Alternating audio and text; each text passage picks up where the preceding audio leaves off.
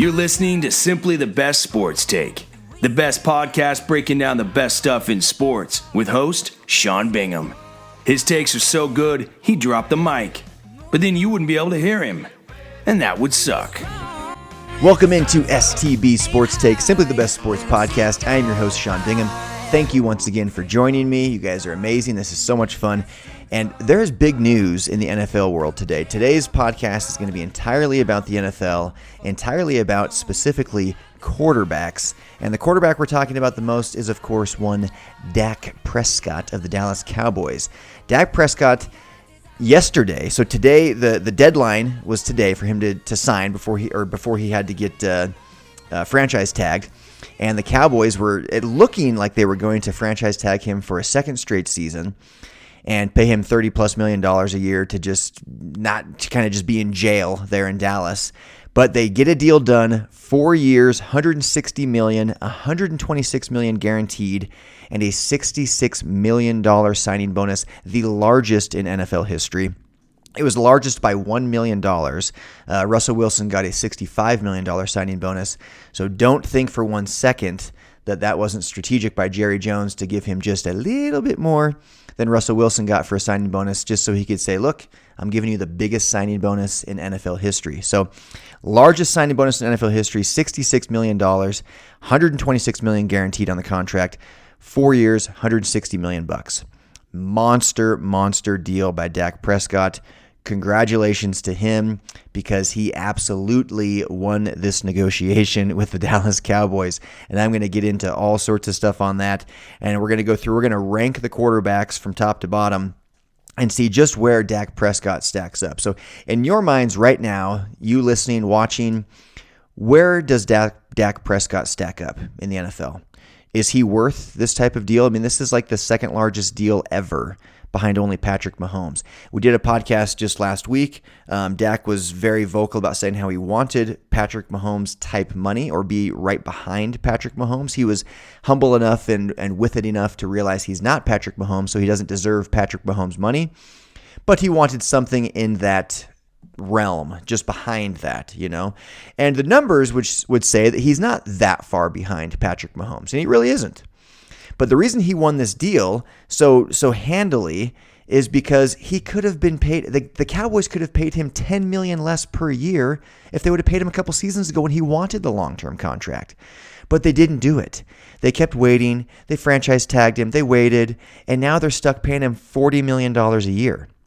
$40 million a year, and I'm gonna show you why he's somewhere around the seventh best quarterback in the league. Probably at best, he's the seventh best, but he's the second highest paid. And so when you see a market going up, the quarterback market's been going crazy. We saw when Kirk Cousins was the highest paid quarterback in NFL history. Then we saw when Derek Carr was. And then we saw Jimmy Garoppolo become the highest paid quarterback in NFL history. Jimmy Garoppolo's deal was just 2 seasons ago. I've got it here somewhere. $27.5 million a year. And that was in 2019. That was just 2 years ago, and that was the highest in history at the time. $27.5 million a year. And Dak Prescott is now going to get $40 million a year. Think about what a mistake the Cowboys made in waiting.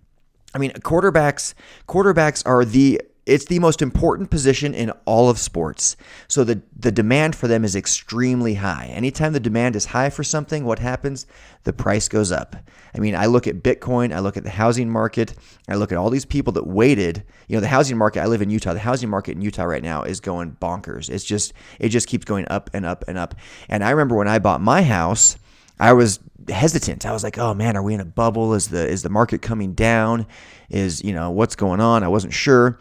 Well, now guess what? It's only been 2.5 years since I bought my place, and it's gone up almost 20% from what I bought it at. In fact, it's gone up more than 20% from what I bought it at, almost 30% from where I bought it at just 2.5 years ago.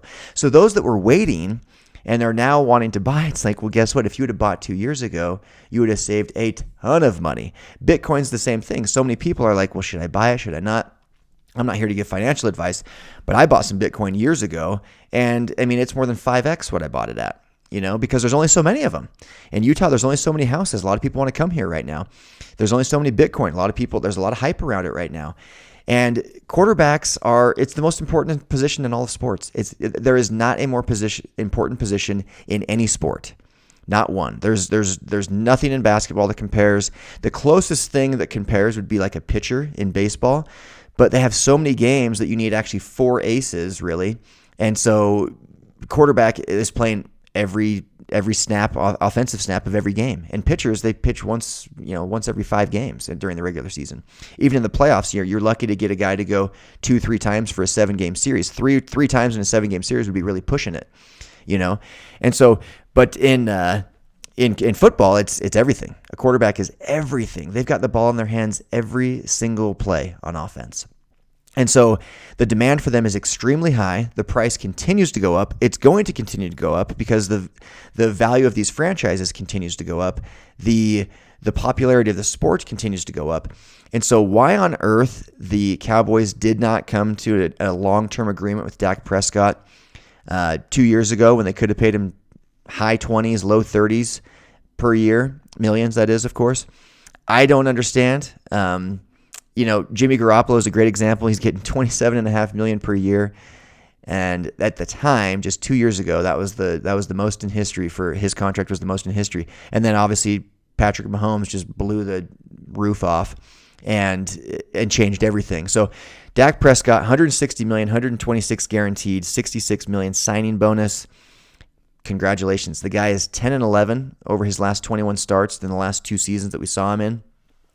And he's also coming off of a season-ending injury where he had a compound fracture and dislocation of his right ankle. And I would argue, so he was 2-3 in 5 games before that injury took place. And his comeback has been strong. And I'm sure he's going to be fine. It's not an ACL. It's not a shoulder or anything in his throwing motion.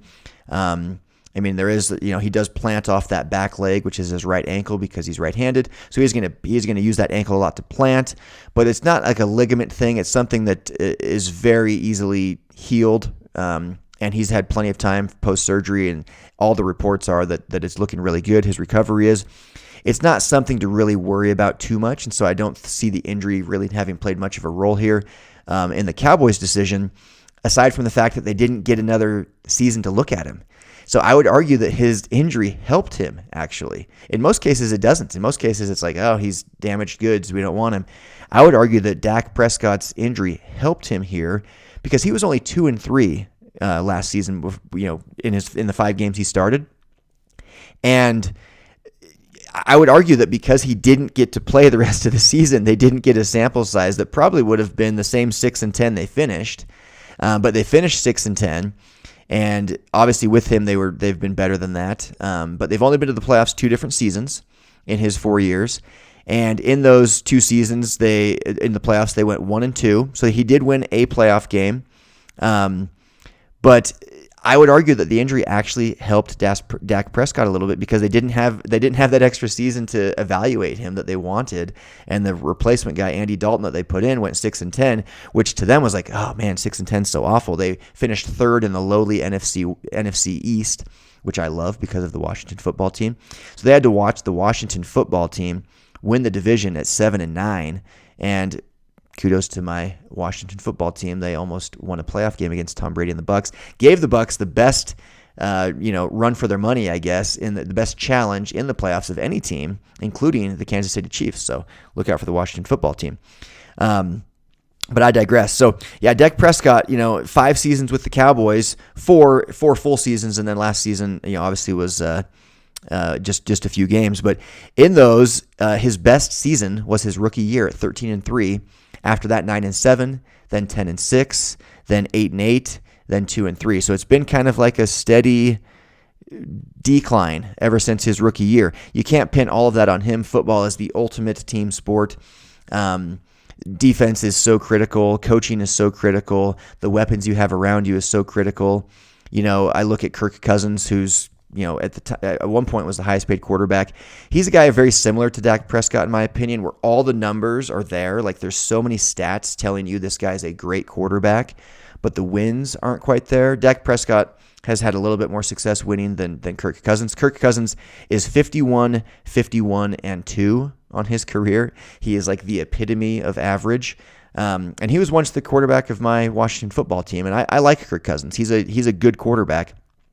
Didn't help him that they let Stephon Diggs go and only lead the league in receiving yards with Josh Allen in Buffalo this year. That was not helpful to Kirk Cousins. And that's an example of the fact that you need weapons around you in order to be successful. And so you can't pin winning always on a quarterback. And that goes on the positive side of things and on the negative side of things. Like, it's not always the quarterback's fault if they lose, and it's also not his credit if they win. And so sometimes they get a little bit too much credit or too much blame, but they are the leader. They are the most important player on the team on either side of the ball. They do have the biggest impact on the game, and quarterbacks win championships. I did a podcast on that years ago, but quarterbacks win championships. Defenses do not win championships. Quarterbacks win championships. Defenses are important. Good weapons around you are important. Good offensive line is important. But ultimately, quarterbacks will win you championships. And you don't have to be a top 3-4 guy in the league. But if you're not a top 10 guy in the league, if you don't have a top 10 quarterback on your team, you're not going to win a Super Bowl. You're not. In the NFL today, if you don't have a quarterback that's at least in that top third of the league, you're not winning the Super Bowl. Dak Prescott fits in that top third, but I would say barely. So did he deserve the money? Yeah, he did deserve the money. Why? Because that's what the market is saying he's worth. If the Cowboys weren't going to pay him this money, you can absolutely guarantee that a dozen teams would have lined up to give it to him. I mean, there are a dozen teams that would love to pay him this type of money, maybe more than a dozen, maybe closer to 16, 17 teams that would love to pay Dak Prescott this type of money.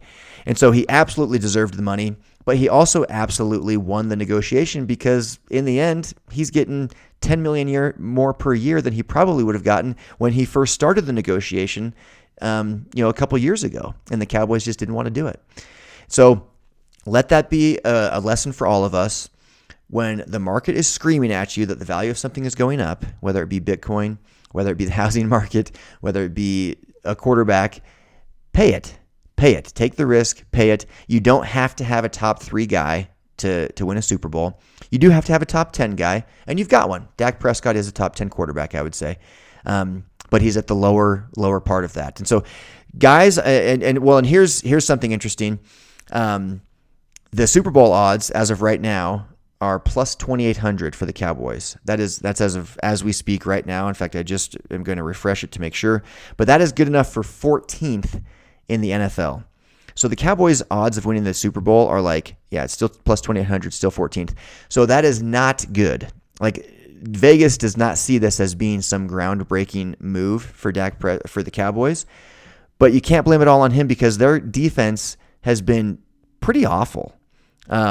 Pretty awful. So in his last 2 seasons that we saw him, so 5 games last year and then the full 16 the year before that. So 22 games, he's 10-11. So he actually has a losing record in his last couple seasons. And looking at his stats here, they're pretty good. He consistently is finishing pretty high in QBR. He was 4th in the league last year through the 5 games that he played. He finished 4th in the NFL in QBR. He was 11th in passer rating. He was 4th in QBR in 2019, his last full season, 10th in passer rating that year. So his stats are telling us that he's right there among the league leaders. We showed the side-by-side of his and Patrick Mahomes' career. I'll throw it up on the screen here again for those watching on YouTube. But for their careers, he's just not that far behind Patrick Mahomes. He is behind him, but their completion percentages are the same. Passer rating, slightly behind. Winning percentage, a little behind. He's still young. He turns 28 in July. He's throwing touchdowns. Very good at throwing few interceptions, making few mistakes. So he's got the numbers that are there, right? But the winning hasn't always been there. So I wanted to kind of dissect that, and I follow the Cowboys pretty closely, mainly because I hate them. But I love the Washington football team, and so they've been a bitter rival for my entire life. And so I do follow them pretty closely. But you can't blame it all on Dak Prescott. You just can't, because it's not entirely up to the quarterback, wins and losses. So I looked at their defense, and I'm trying to find it here. I'm sorry. So last year they were 23rd in total defense, yards allowed per game. The Cowboys were 23rd in the league. There's 32 teams. They were 23rd. That's really bad. Okay. They were 28th in points allowed per game. Really, really bad. Okay. You're not going to win many games. I know I said defenses don't win championships, but I didn't say they're not important. They're very, very important. And so if you don't have a defense that's, allowing you to be on the field more and stopping the opponent, from scoring, it's going to be tough. You just don't want to get into shootouts all the time. And so 28th in points per game, that's not going to get it done. So that's obviously hurting their Super Bowl odds. They were 9th in 2019, his last full season, in yards per game, 11th in points per game. So that's the type of defense that could get it done, but you're going to have, Dak becoming even better than a top 10. He's going to have to then be like a top 5 type of guy to win a Super Bowl, because one or the other both have to probably be in the top 10, and one or the other has to be like top 3 or 4, right? Because you look at the Washington football team, they were like the second best defense in the NFL last year. And their quarterback, people don't even know who it was. Was it Taylor Heineke? Was it Alex Smith? There was just so much disarray around the quarterback position for Washington, but yet they won the division and they almost beat Tom Brady and the Bucs in the playoffs, and it was entirely because of their defense. So defense does matter, but again, in the end, quarterbacks matter more. That's why they get paid so much, and that's why he was worth the money, but they just made a mistake in not giving it to him earlier. Okay, so looking at quarterbacks across the league. Okay, so again, you're thinking in your mind right now, who would I take above Dak Prescott? There are a few names that immediately come to mind as like, I can't imagine hardly anybody arguing against these, and those are Patrick Mahomes, Russell Wilson, Deshaun Watson, Aaron Rodgers. Those 4 guys, you're insane if you're arguing that Dak Prescott is better than any of those 4. Those, to me, are the 4 best quarterbacks in the NFL. Over the next 4 years, you could see Aaron Rodgers, you could see any of them slip. There's a lot of variables that come into it, with injuries and whatnot. Heaven forbid that should happen to anybody. But they're all of pretty young age, with the exception of Aaron Rodgers, that they should be really stellar and, in their prime still for the next 4 seasons. Aaron Rodgers is kind of teetering on that. 4 years from now, he might not be so great. But those 4 guys, you're not going to get any argument from anyone intelligent that they are not better than Dak Prescott. Then you go to this next tier that I think most people would take over Dak Prescott, myself included, but you're going to get some argument from some people, most of them being Cowboy homers. That list includes Josh Allen, Lamar Jackson, I would say Ryan Tannehill. I think Ryan Tannehill is one of the more underrated quarterbacks in the NFL. There's something about it's just interesting. Once someone becomes like this name, or they do something that makes them more flashy or cool or popular or trendy, I don't know what it is, but there just becomes this hype around them. And Ryan Tannehill has just never had that. But what he has had is a lot of wins. The guy just keeps getting it done. Obviously he's got Derrick Henry to help him out on the offensive side of the ball. But to me, Ryan Tannehill is a very, very underrated quarterback, quite likely the most underrated quarterback in the NFL. So that's the next. So in that same group, again, so Patrick Mahomes, Russell Wilson, Deshaun Watson, Aaron Rodgers, they're the upper echelon. The next group is going to be Josh Allen, Lamar Jackson, Ryan Tannehill, and then I would say Tom Brady and Drew Brees both would fit in there for the next season or 2. But for the next 4 years, you're probably going to knock them out of that list. I don't think you're going to see 4 years from now either of them even playing. So as far as, Dak Prescott's contract goes, they're not better. But as far as win now, go win a Super Bowl this season, I'm still absolutely taking Tom Brady and Drew Brees ahead of Dak Prescott. So that now gets us to 1, 2, 3, 4, and then 1, 2, 3, 4, 5. That gets us now to 9 guys that are better than Dak Prescott, in my opinion, without question. Okay, or at least for the next 1 season. If you want to eliminate Tom Brady and Drew Brees because of age for the next 2, 3, 4 seasons, I can appreciate that. So then you get to guys that have an argument over Dak Prescott, but it's like they're right there. There's an argument that could be had, and it's hard to pick one way or another where he's at. But those guys are Justin Herbert. I would say Baker Mayfield. I would say Jimmy Garoppolo is close right there. Garoppolo, I'm not entirely sure on. But Jared Goff, I would say Joe Burrow. I know we didn't see a ton of Joe Burrow. It's been one season. He got hurt and they had a losing record. But Joe Burrow, I think you've got an argument for the next 4 seasons who I'd rather have. In fact, if I'm being completely honest, I would rather have Joe Burrow. If it's a 4-year deal, if it's a win right now this season, I might take Dak Prescott. If it's for the next 4 years, which in this case the contract is, I'd rather have Joe Burrow. I think there's more upside there. I think we've seen enough of Dak to know that he's going to need a lot of help to win a Super Bowl. And that's the goal, especially in Dallas. The goal is to win a Super Bowl. And Dak Prescott's going to need a lot of help to get that done. Kyler Murray, I think there's a lot of people that could argue that Kyler Murray has more upside over the next 4 seasons. Derek Carr is one you could argue. Matthew Stafford, he's been in a losing situation in Detroit for years. We'll see how he does now in LA. And then you've got the guys like I mentioned, Kirk Cousins, and I would put Jimmy Garoppolo kind of in that same category, where the numbers, for Garoppolo, the numbers actually aren't always there, but the wins have been. And for Kirk Cousins, it's the opposite. The wins haven't always been there, but the numbers have. And so that gets us to like 16, 17 guys where there's an argument that they're better than Dak. Again, I'm going to say that for sure 9 of them are for a win now. I would put Dak around 9th. But if you want to take out 2 of those guys, for the next 4 seasons, being Tom Brady and Drew Brees, you could argue that Dak's right around 7th or 8th best in the NFL, and you'd have a very valid argument for that. And so, is he worth the money? Yes, he is. But did he also win the negotiation? Yes, he did. Just like if you will go and buy a Bitcoin right now and you pay $50,000 for your Bitcoin when other people got it for $6,000 just a few months ago, did you overpay? Should you have bought earlier? Yes, and yes. Is it still worth it? Again, I'm not here to give financial advice, but probably, because I think it's just going to keep going up, especially as time goes on. So it's all kind of relative, but things are worth what people are willing to pay for them. And there was going to be a lot of teams willing to pay Dak Prescott the money he got.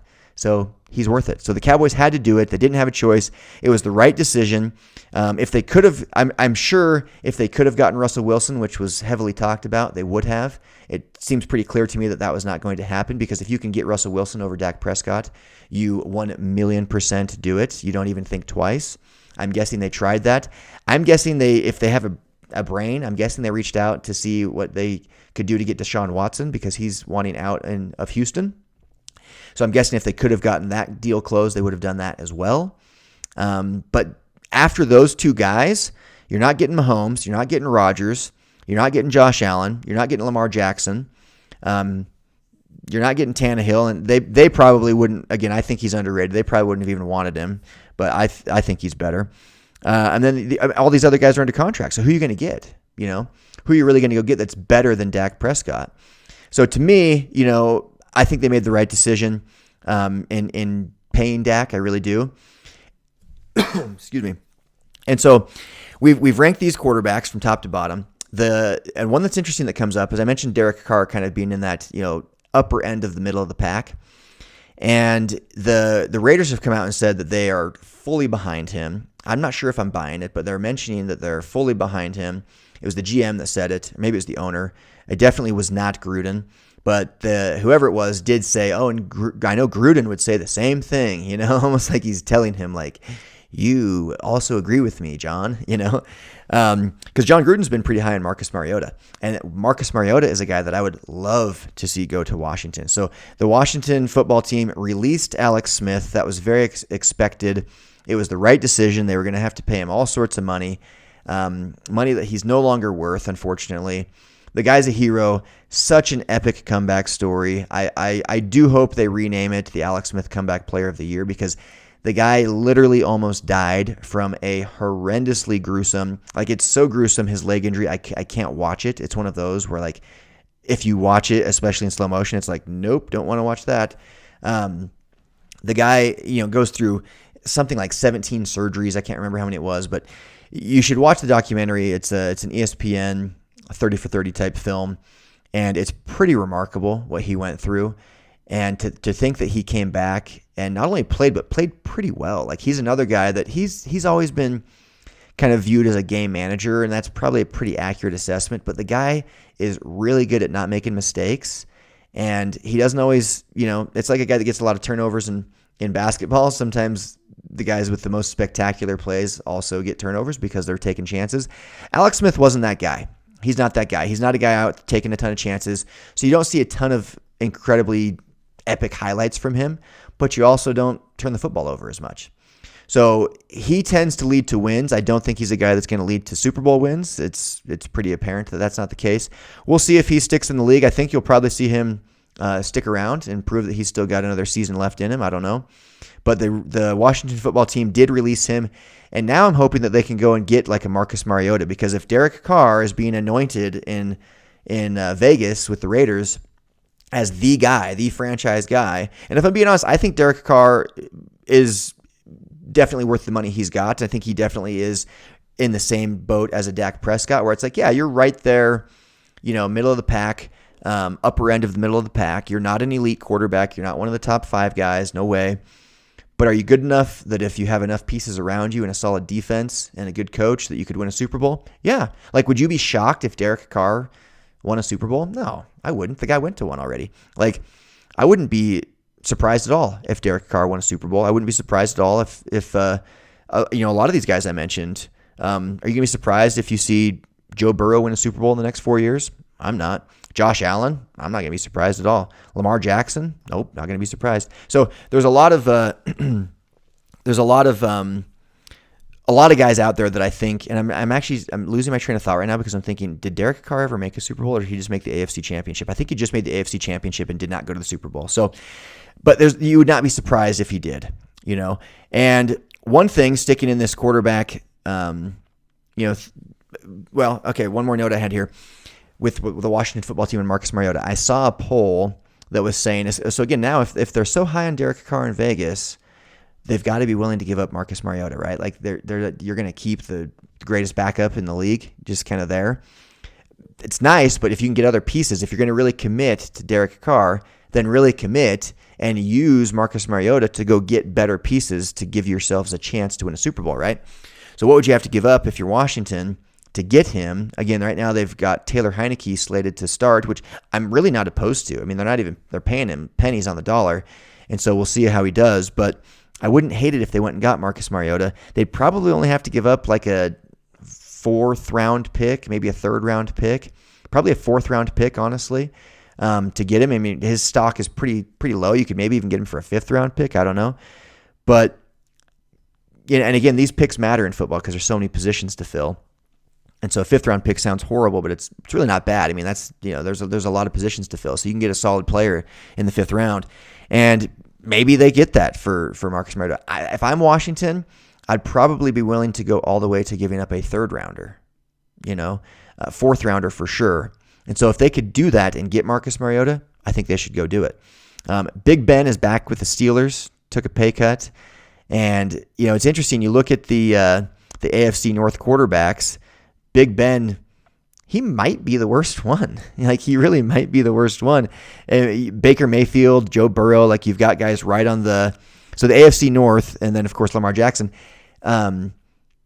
You've got some good quarterbacks there. You've got some youth with Baker Mayfield and Joe Burrow, but I think they have more upside than Ben I know they have more upside than Ben Roethlisberger, and I think they might even be better for, like, a win now scenario. I really do. Like, I think Ben Roethlisberger might be the worst quarterback in his own division, which is pretty wild to think about. He's been going down pretty quickly. So, and one thing with Kyler Murray, again, today's all about quarterbacks.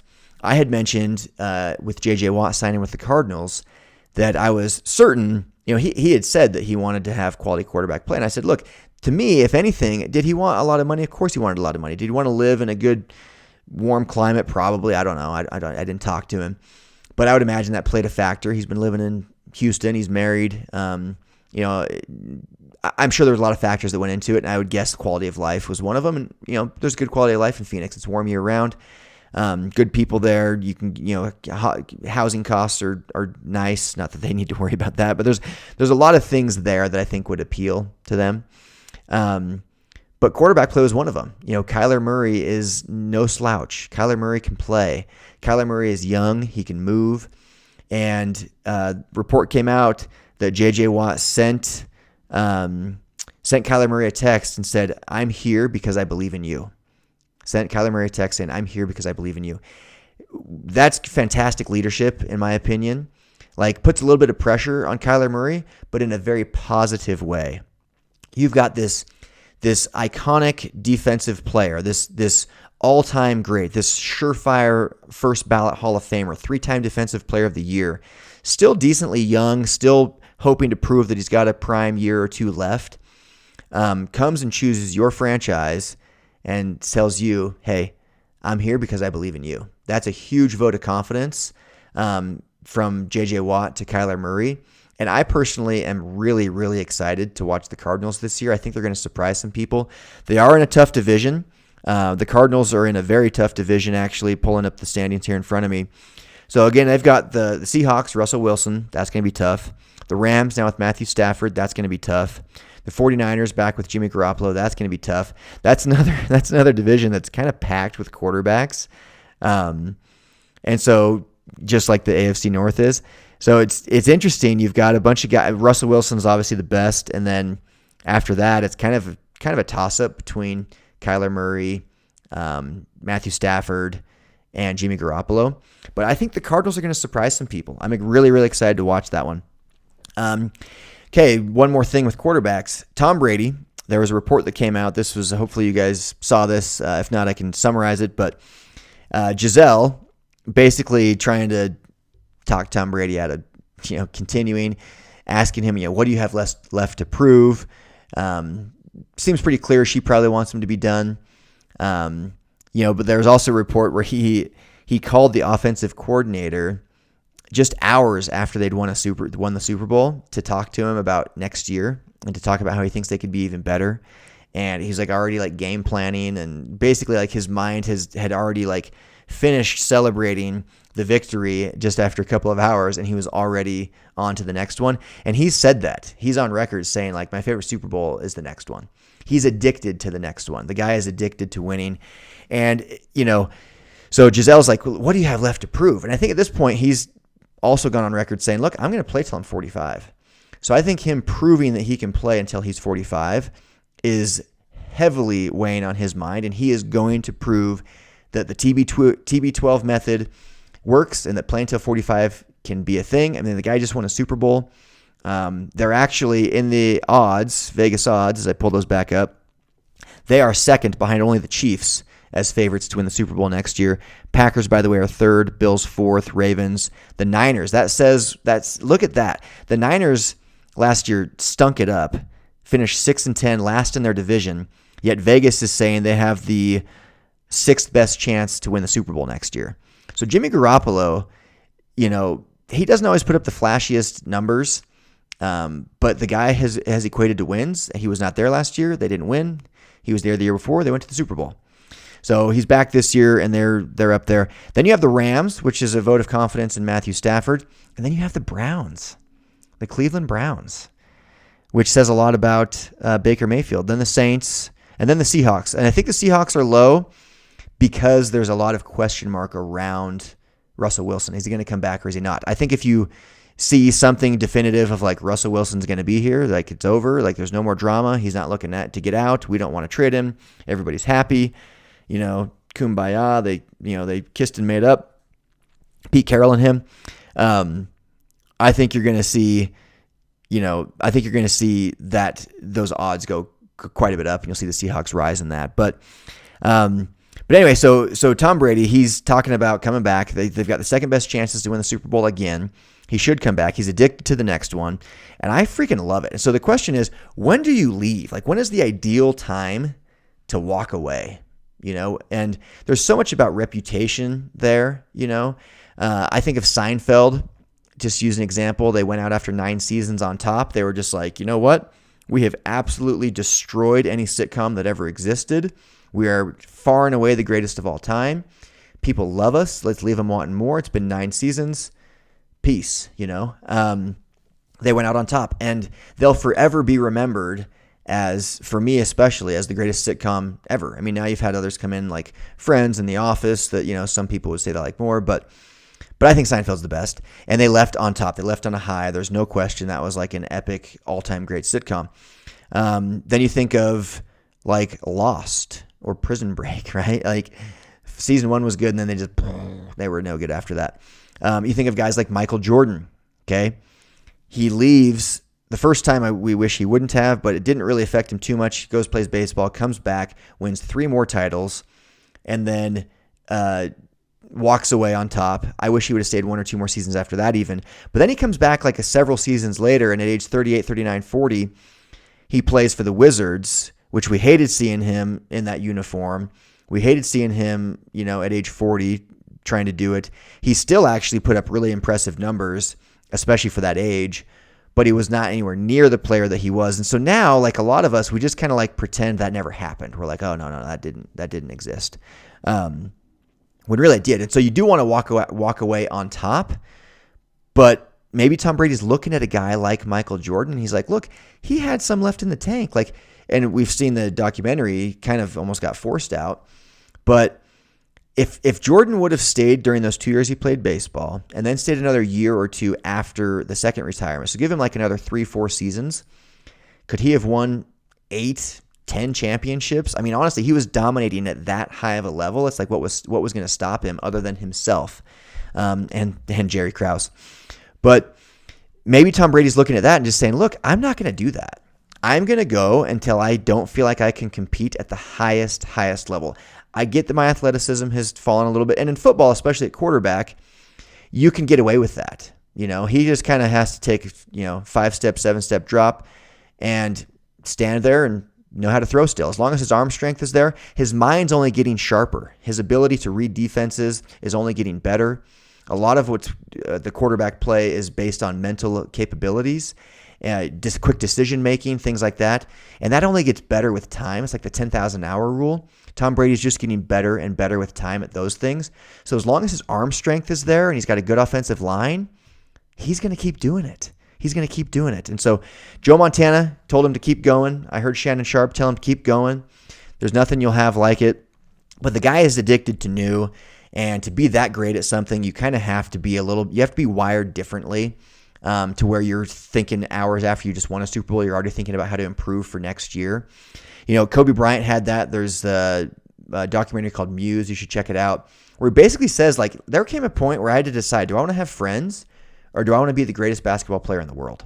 And he chose to be the greatest basketball player in the world. Michael Jordan, we saw that he wasn't exactly known for being the nicest guy in the world. You've seen documentaries about guys like Steve Jobs or the founder, about the guy that started, the founder of McDonald's, the Social Network, Mark Zuckerberg. Sometimes to be like elite at the top of your game, top of your craft, sometimes you kind of have to be a jerk. You kind of have to almost isolate yourself and just be addicted to work and demand the most of those around you. And that's how you get to that upper echelon. And Tom Brady has that. And I like it. I want to see him keep going. Next year, I can't wait for the NFL season. This offseason has been so exciting. So much movement with quarterback play. Dak Prescott gets paid. He gets paid as one of the top 2 or 3 quarterbacks. I think he's around the 9th or 10th best quarterback in the league. But congratulations to him. That's all the time I have for today, guys. Please share the podcast. Please comment below. Please go to anchor.fm/STB Sports Take or download the Anchor app and submit a take. I would love to hear from you guys. You guys are awesome. I will see you tomorrow. Peace. Thanks for hanging with Simply the Best Sports Take. Don't forget to subscribe to this podcast and check out stbsportstake.com. Simply the best in sports. 'Cause we are